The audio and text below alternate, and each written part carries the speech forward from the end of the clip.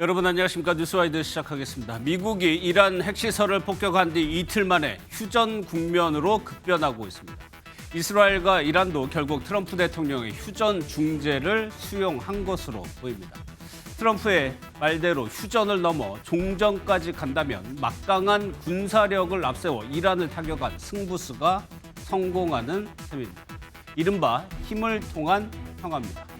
여기에 중동에까지 이런 평화 기조가 이어진다면 트럼프의 외교적 성과로까지 평가받을 수 있습니다. 다만 이란이 휴전을 받아들이면서 일단 후퇴하는 모습을 취한 것이라면, 아니면요 이란의 시간 벌기라면 미국의 부메랑이 될 수도 있습니다.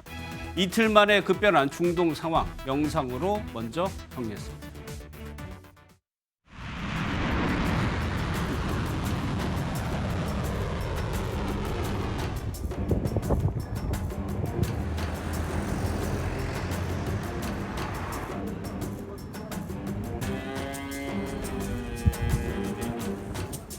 President Trump saying the following. I'm going to read it here. Congratulations to everyone.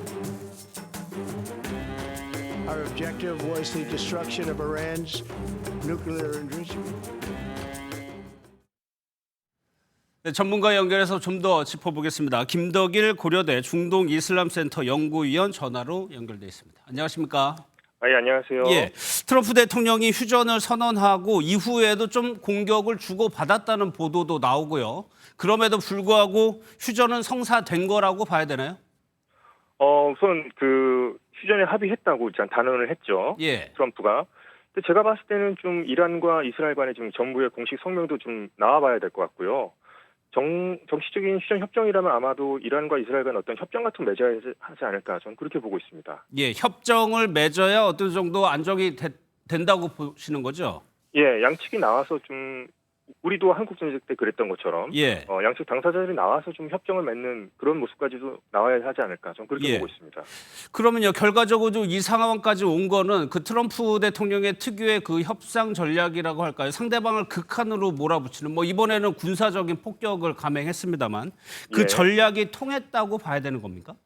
그렇죠. 우선 그 트럼프가 그 이란과 이스라엘의 고민을 지금 잘 파악하고 있었던 것으로 보입니다. 일단은. 예. 왜냐하면 그 이스라엘도 전쟁을 장기적으로 끌고 갈 수가 없었거든요. 근데 이제 나름대로 군사적 목표를 달성했다고 이제 판단을 했고요. 2주가 안 된 시점에서. 예. 이란도 요번에 이제 자신들이 미국의 공격을 당하고 이제 패전국으로 보이지 않기 위해서 아시다시피 카타르 주둔 미군 기지를 이제 사전에 알려주고 타격을 했습니다. 예. 그러니까 이스라엘 입장에서는 이제 미국의 핵 프로그램을 이란의 핵 프로그램을 지연시켰다고 이제 생각한 거고, 이란도 체면을 유지한 거죠. 이런 상황을 이제 감안하고 있었고, 여기에서 이제 본인이 이 문제를 이제 해결하겠다는 그런 메시지를 전하기 위해서 요번에 과감한 군사 행동 직후에 이런 행동을 보인 것으로 보여집니다. 예. 이란하고 이스라엘에서는 상대방이 공격하지 않으면 공격하지 않겠다, 이런 전제 조건을 달면서 얘기를 하던데, 당분간은 그래도 중동 예. 지역에서 좀 안정적인 기조가, 충돌 가능성은 좀 사라졌다고 봐도 됩니까? 트럼프 대통령이 그 휴전 그 선언을 한 후에 또 트럼프 그 SNS 통해서 또 글을 남겼습니다. 그러니까 예. 휴전 협정이 지금 발효 중이니까 추가 공격에 나서지 말라는 글을 올렸거든요. 이거는 휴전 어기지 말라는 경고성 멘트였습니다. 하지만 제가 봤을 때는 좀 이건 이제 트럼프가 이렇게 선언을 했음에도 불구하고 이란과 이스라엘 간의 분쟁의 불씨는 전 여전히 남아 있다고 생각합니다. 그리고 이것은 설사 이게 정말 실질적으로 발효된다 하더라도 예. 그 양측 모두 갈등이 해소돼서가 한 것이 아니라 지금은 일단은 서로 체력을 소비했고 확전을 피하는 것이 유리하다고 보지 않기 때문에 판단했기 때문에 지금 현재 휴전 협정에 합의했다고 보는 거거든요. 예. 그렇기 때문에 일시적으로 멈춘 것에 불과하다. 근본적인 충돌의 원인은 그대로 있기 때문에 휴전을 언제든지 무너질 수 있는 임시 봉합에 좀 불과하다고 보고 있습니다. 그러면 네. 트럼프의 말대로 휴전이 지나고 24시간 후에 종전이 된다는 거는 아직까지는 좀 이르다는 말씀이시네요.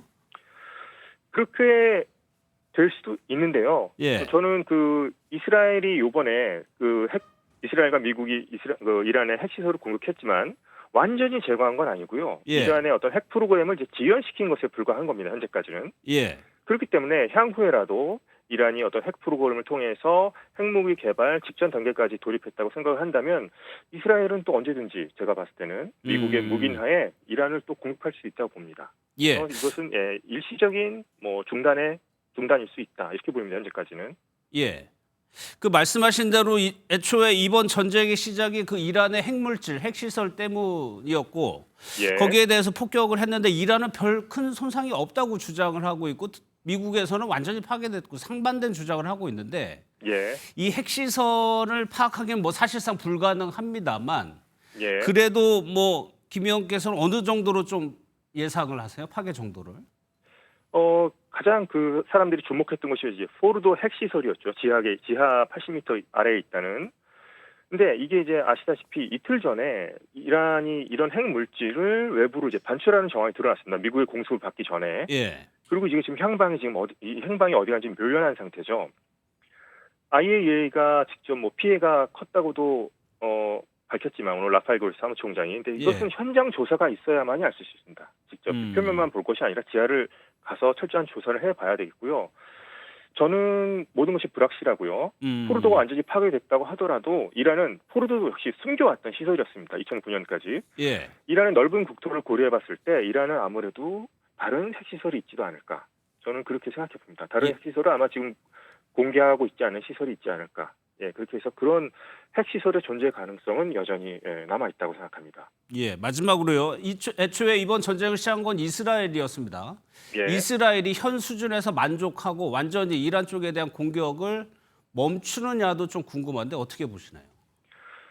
이스라엘이 진정으로 원하는 것은 이란의 정권 교체입니다. 정확히 얘기하자면 그러니까 이스라엘을 지도에서 지워버리겠다고 주장하는 이슬람주의 종교국가 체제를 아예 그러니까 전복시키는 게 목적이죠. 근데 그것은 엄청난 장기전이고 가능성도 현재까지는 낮습니다.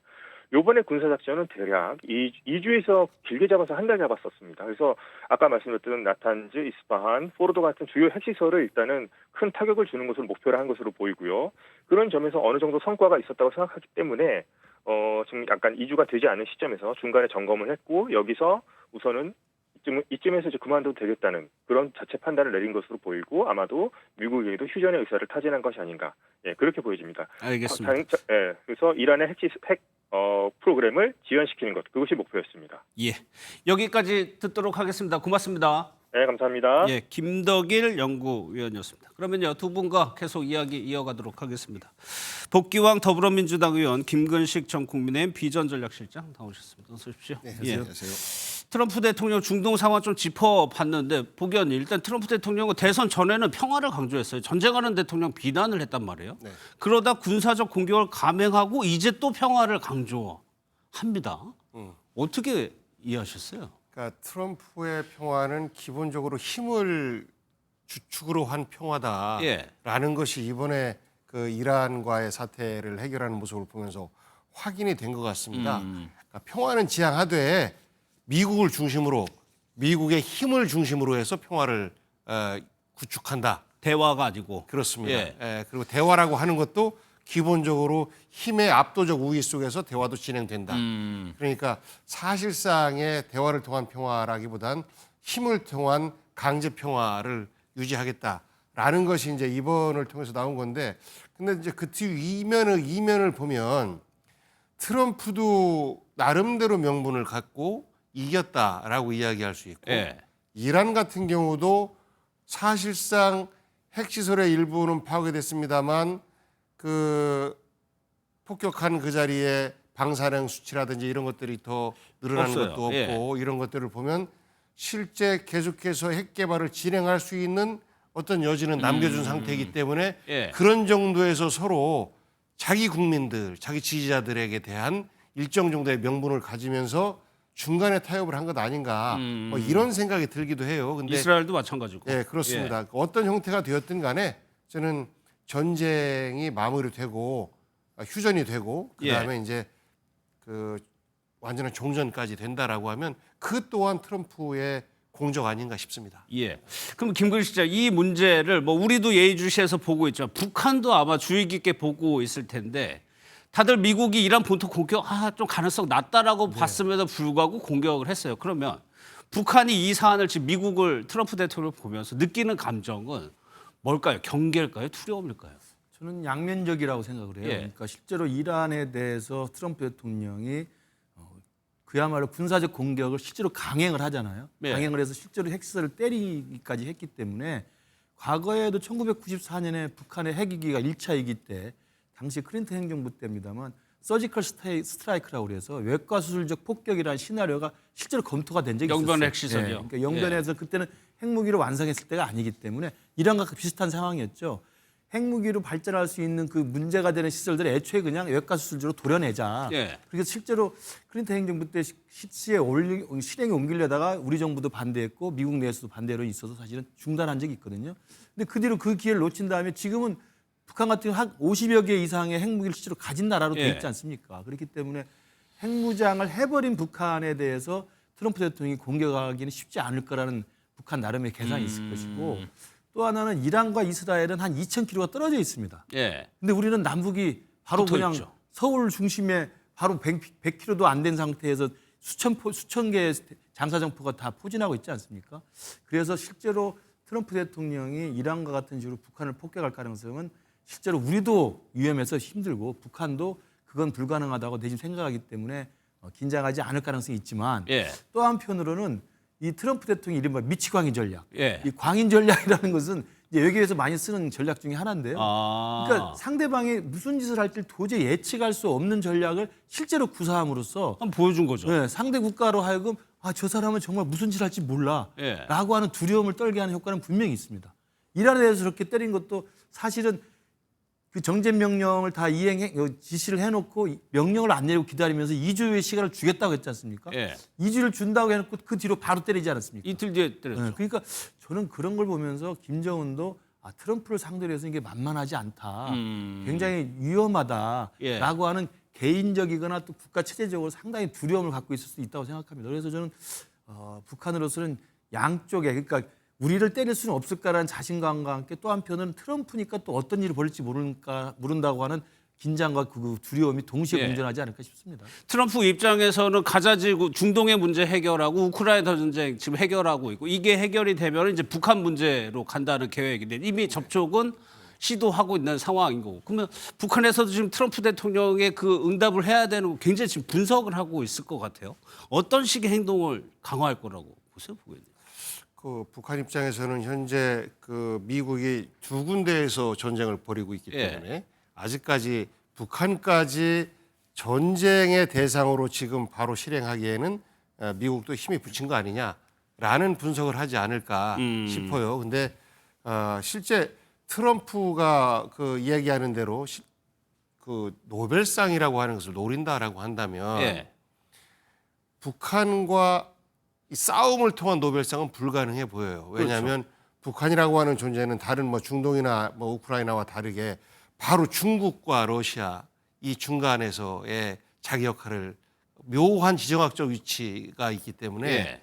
실제 싸운다라고 하면 이제는 트럼프가 평화를 얘기할 어떤 그 얘기한다 할지라도 아무도 안 믿을 것이고 이 싸움의 크기는 얼마나 더 크게 불어날지에 대해서 예측이 불가능하기 때문에 트럼프 입장에서는 상대적으로 김정은과 본인은 친하다라는 말들도 반복적으로 해왔었고 예. 그래서 북한과 바로 이란처럼 뭐 공격을 한다든지 이런 거는 별로 없지 않을까 뭐 이렇게 뭐 저도 사실 기대 섞인 전망은 좀 해봅니다. 예. 그래서 북한과는 약간은 놀라울 정도로 갑작스럽게 대화가 뭐 시작되는 예. 이런 것들을 그 가정해 보는 것이 좀 더 현실적이지 않을까 싶은데 문제는 그 과정에서 우리 대한민국이 완전히 소외가 될 수 있다라는 예. 것이 가장 큰 우려되는 지점이기도 합니다. 알겠습니다.